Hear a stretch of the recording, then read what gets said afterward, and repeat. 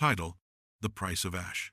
In the fractured realm of Valor, where the sky bled crimson at dusk from the scars of old wars, dragons were not legends, they were currency. Their scales bought kingdoms.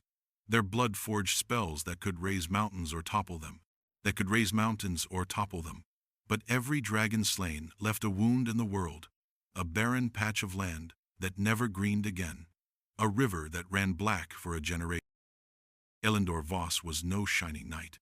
He was a dragon thief, a shadow walker who wore cloaks woven from stolen night and carried a blade named Sunder, forged from the fang of the first dragon he murdered. His left eye was gone, replaced by a swirling orb of dragonfire that let him see lies as threads of smoke. People called him the Ashwalker hero to some, butcher to others. He didn't care. Heroes died poor.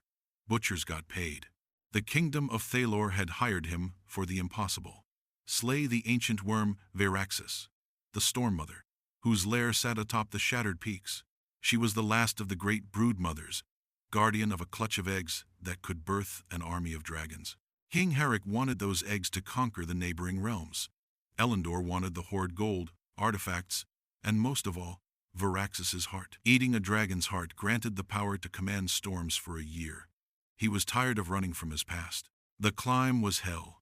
Blizzard summoned by Veraxis's breath turned men to ice statues. Elendor's banned cutthroats, exiled mages, and one guilt-ridden priest dwindled with every league. When they reached the cavern mouth, only 3 remained. Elendor, the mage Lyra, who had sold. The dragon saw through it. She lunged. The battle was cataclysmic. Lyra hurled walls of flame that scorched her own throat raw. Kael summoned chains of light that seared his palms to bone. Elendor danced through the chaos, Sunder carving scales like paper, but Veraxis was ancient. Her tail shattered the cavern roof, raining stone. Her breath turned the air to lightning. In the end, Elendor stood atop her neck, blade at her throat, as her blood pooled like liquid starlight. The eggs, glowing orbs of potential, hummed in a nest of gold and bones. "Finish it," Lyra whispered, voice cracking like dry leaves. Brother Kael shook his head. "The world needs balance.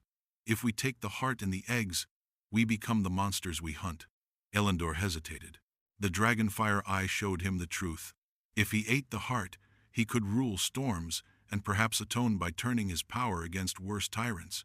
But the land around the peaks would die forever. If he spared her, the king would send another army, and Veraxis would remember his face. He looked at the eggs, tiny sparks of life, innocent.